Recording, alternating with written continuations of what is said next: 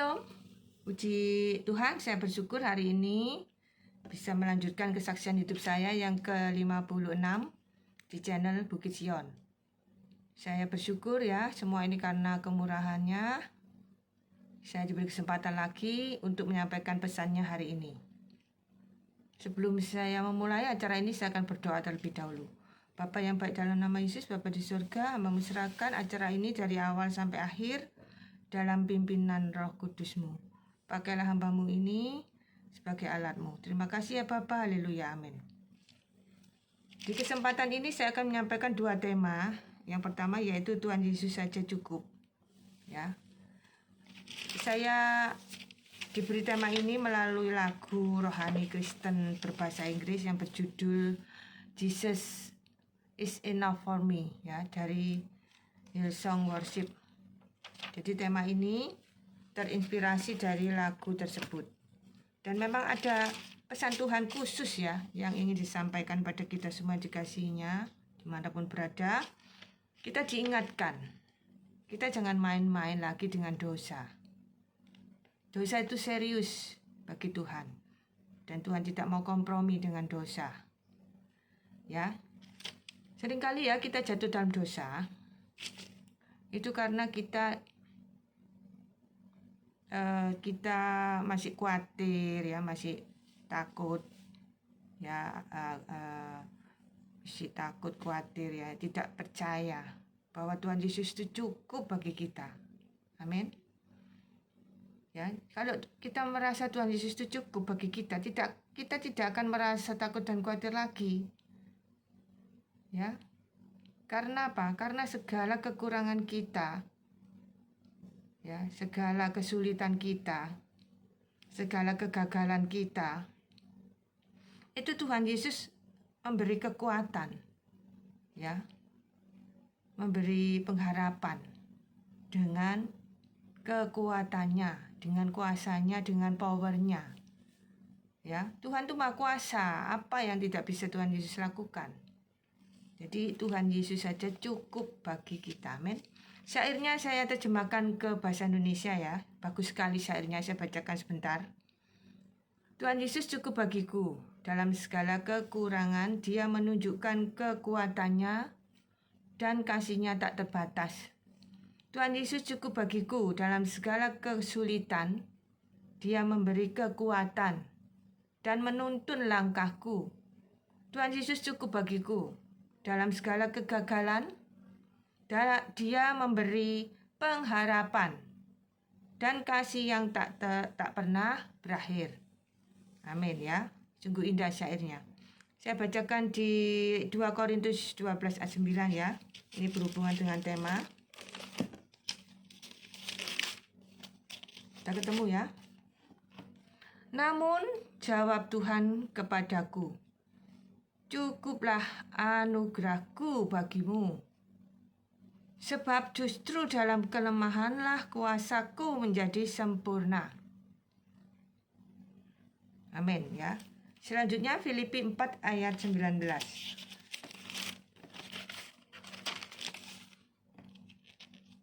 Saya bacakan ya. Allahku akan memenuhi segala keperluanmu menurut kekayaan dan kemuliaannya dalam Kristus Yesus. Saya ulang ya. Filipi 4 ayat 19. Allahku akan memenuhi segala keperluanmu menurut kekayaan dan kemuliaannya dalam Kristus Yesus. Amin. Yang selanjutnya 2 Petrus 1 ayat 3.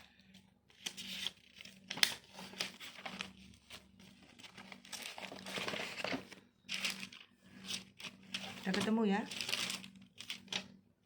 2 Petrus 1 ayat 3. Maaf. Ini. Ya, saya bacakan ya. Kuasa ilahinya telah menganugerahkan kepada kita segala sesuatu yang berguna untuk hidup yang saleh oleh pengenalan kita akan Dia yang telah memanggil kita untuk kemuliaan dan kebaikannya. Huruf besar ya. Saya Ulang ya, 2 Petrus 1 ayat 3. Kuasa ilahinya telah menganugerahkan kepada kita segala sesuatu yang berguna untuk hidup yang saleh oleh pengenalan kita akan Dia huruf besar, yang telah memanggil kita untuk kemuliaan dan kebaikannya, huruf besar. Amin. Selanjutnya di Roma 8 ayat 23. Saya bacakan ya. Bukan hanya mereka saja, tetapi kita yang telah menerima karunia sulung roh, kita juga mengeluh dalam hati kita sambil menantikan pengangkatan sebagai anak, yaitu pembebasan tubuh kita. Saya ulang ya. Roma 8 ayat 23. Bukan hanya mereka saja, tetapi kita yang telah menerima karunia sulung roh, kita juga mengeluh dalam hati kita sambil menantikan pengangkatan sebagai anak, yaitu pembebasan tubuh kita. Amin. Selanjutnya di Efesus 1:7-8. Saya bacakan ya. Sebab di dalam Dia huruf besar ya, kita beroleh penebusan melalui darahnya, yaitu pengampunan atas pelanggaran menurut kekayaan anugerahnya. Ayat 8. Yang dilimpahkannya kepada kita dalam segala hikmat dan pengertian. Saya ulang ya. Efesus 1:7-8. Sebab di dalam Dia kita beroleh penebusan melalui darahnya, yaitu pengampunan atas pelanggaran menurut kekayaan anugerahnya. Ayat 8. Yang dilimpahkannya kepada kita dalam segala hikmat dan pengertian. Amin. Ya, jadi Tuhan Yesus mengingatkan kita ya akan pentingnya hidup benar sesuai kebenaran firman Tuhan. Yang selanjutnya yaitu di Mazmur 23 1-4. Saya bacakan ya. Perikopnya, Tuhan gembalaku yang baik. Tuhanlah gembalaku, takkan kekurangan aku. Ia membaringkan aku di padang yang berumput hijau. Ia membimbing aku ke air yang tenang. Ayat 3. Ia menyegarkan jiwaku. Ia menuntun aku di jalan yang benar demi namanya. Ayat 4. Sekalipun aku berjalan dalam lembah kegelaman, aku tidak takut bahaya. Sebab Engkau besertaku, gadamu dan tongkatmu itulah yang meneguhkan aku. Amin. Selanjutnya di Yesaya 40 ayat 29. Saya bacakan ya.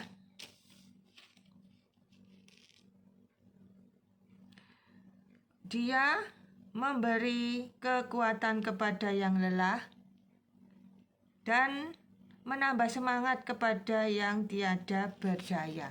Saya ulang ya. Yesaya 40 ayat 29. Dia huruf besar ya, memberi kekuatan kepada yang lelah dan menambah semangat kepada yang tiada berdaya. Amin. Jadi jangan khawatir ya, kita tuh selalu disupport ya 24 jam oleh Tuhan. Saat kita tak berdaya, saat kita lemah, saat kita loyo, ya Tuhan beri semangat yang baru, luar biasa ya. Saat kita lelah ya, saat kita letih lelah ya, berbeban berat seolah-olah sudah mau menyerah, Tuhan memberi kekuatan yang baru. Amin. Luar biasa ya. Selanjutnya yaitu tema yang kedua. Tema yang kedua ini saya beri judul fase kritis. Ya, fase kritis. Ini saya terinspirasi dari anak saya yang kena demam berdarah ya. Opnam di rumah sakit 5 hari. puji Tuhan ya sudah sembuh. 3 hari yang lalu sudah boleh pulang dari rumah sakit. Ya, dari kejadian ini ternyata ya DB itu ya ada 3 fase. Yaitu fase demam, fase kritis, dan fase pemulihan. Ya, jadi Tuhan ingin mengingatkan kita ya bahwa saat kita berada di fase kritis ya, itu kita harus makin dekat padanya. Doa makin kenceng ya, iman makin kuat. Itu di fase kritis itu dibutuhkan iman yang kuat, doa yang kenceng ya. Karena memang berat ya, di masa kritis itu sungguh tidak enak. Anak saya itu sampai sambat-sambat ya, mual, badan nggak enak, lemah, keringat dingin, keju-keju apa tuh, bahasa Jawanya itu linu-linu, keju-keju ya, seluruh tubuh ini linu-linu, badan keringat dingin, nggak enak semua rasanya, ditambah mual, campur jadi satu ya. Saat masa kritisnya demam berdarah itu sudah dialami anak saya.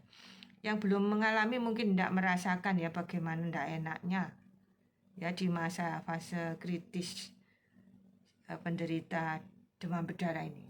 Jadi Tuhan Yesus mengingatkan kita ya agar di masa sulit dalam kehidupan kita, ibaratnya diumpamakan tuh fase kritisnya penderita DB ya, itu kita kan dalam hidup ini kan pernah ya mengalami masa-masa terendah, titik terendah dalam hidup kita ya, diumpamakan tuh fase kritisnya demam berdarah, ndak enaknya hidup kita, soro-soronya hidup kita, bahasa Jawanya tuh soro ya, susah, bahasa Indonesianya susah.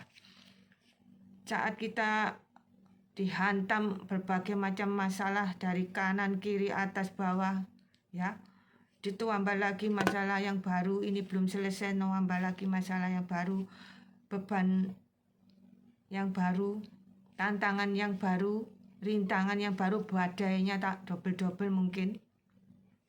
Ibaratnya badai Santa Ana itu datang lagi, sudah yang Santa Ana 1 belum selesai, datang lagi badai Santa Ana kedua, datang lagi badai Santa Ana ketiga. Ini perumpamaan ya, tidak ada badai Santa Ana 1, 2, 3 ya. Ini perumpamaan. Jadi ini belum selesai, dihantam badai lagi. Itu namanya fase kritis. Ya, disitulah kuasa Tuhan bekerja. Saat kita di titik terendah, ya, kita dalam keadaan lemah, letih, tak berdaya, disitulah kuasa Tuhan bekerja. Amin. Disitulah Tuhan memberi kekuatan, memberi pengharapan. Itu sudah saya alami ketika anak saya sakit. Di saat saya sudah seperti kehilangan iman gitu ya, seperti kok ini trombositnya ini kok turun terus ya, hari ke-5 sejak demam pertama kali itu, kan dihitung sejak demam pertama kali itu ya toh, itu hari ke-5 itu kan masuk masa fase kritis demam berdarah ya.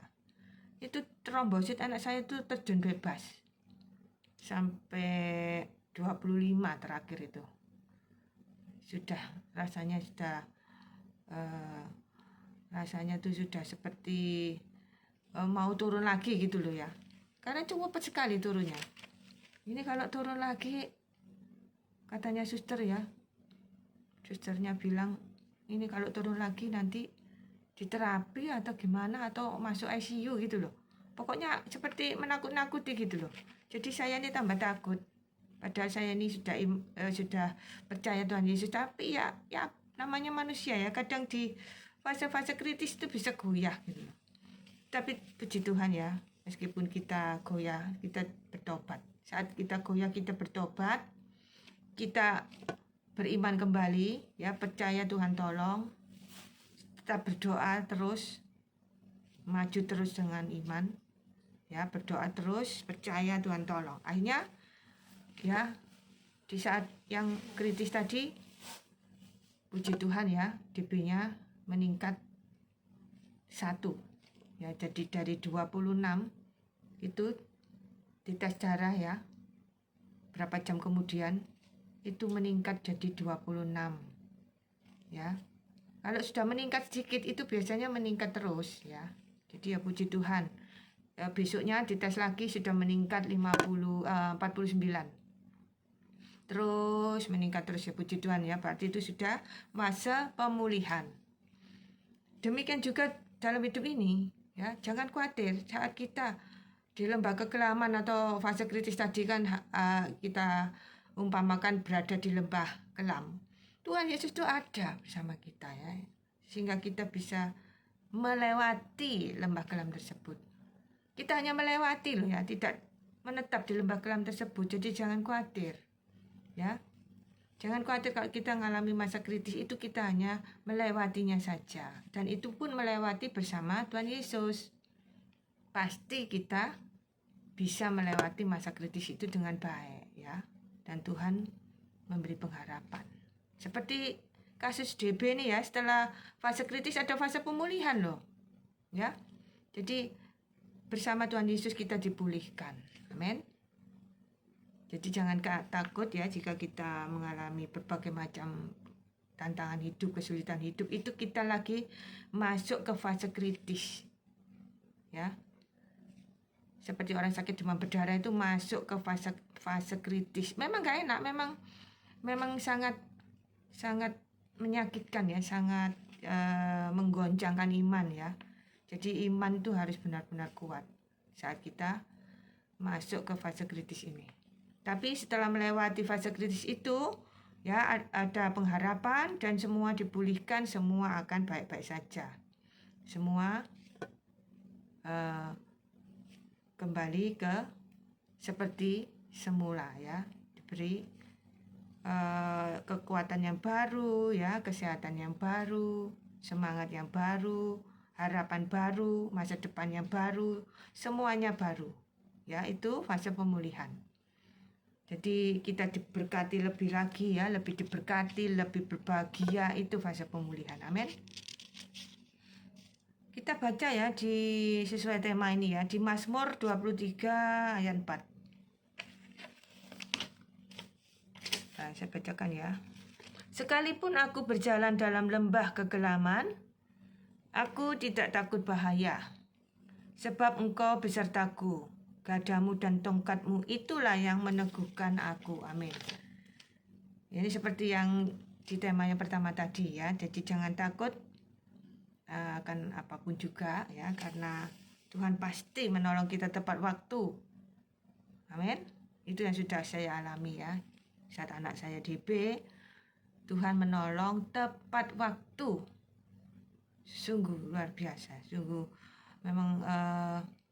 memang kalau kita berharap pada Tuhan itu pasti Tuhan tolong ya. Jangan berharap pada yang lain, jangan berharap pada dokter, jangan berharap pada obat. Ya, berharap hanya pada Tuhan Yesus saja. Nanti Tuhan Yesus itu pakai dokter, pakai obat itu untuk menolong kita. Nanti ada saja cara Tuhan itu mengirim obat ya. Baik itu obat dokter atau obat di luar obat dokter, obat tradisional ya. Macam-macam Tuhan tolong itu, banyak cara. Seperti yang anak saya alami itu ya, Tuhan menolong anak saya itu dengan caranya yang ajaib. Di waktu yang tepat, amin. Selanjutnya di Yesaya 43 ayat 2-3. Saya bacakan ya. Yesaya 43 ayat 2-3. Apabila engkau menyeberang melalui air, aku akan menyertai engkau, aku huruf besar ya. Atau melintasi sungai-sungai, engkau tidak akan dihanyutkan. Apabila engkau berjalan melalui api, engkau tidak akan dihanguskan. Nyala api tidak akan membakar engkau. Ayat 3. Sebab akulah Tuhan, Allahmu, yang Maha Kudus, Allah Israel, Juru Selamatmu. Aku memberikan Mesir sebagai tebusan bagimu, dan Ethiopia serta Sheba sebagai gantimu. Saya ulang ya. Ini di Yesaya 43 ayat 2-3. Apabila engkau menyeberang melalui air, aku huruf besar ya, akan menyertai engkau, atau melintasi sungai-sungai, engkau tidak akan dihanyutkan. Dan apabila engkau berjalan melalui api, engkau tidak akan dihanguskan. Nyala api tidak akan membakar engkau. Ayat 3. Sebab akulah Tuhan Allahmu, yang Maha Kudus, Allah Israel, juru selamatmu. Aku memberikan Mesir sebagai tebusan bagimu, dan Ethiopia serta Sheba sebagai gantimu. Amin. Selanjutnya ya, di Matius 28 ayat 20. Saya bacakan ya. Ayat 20. Matius 28 ayat 20.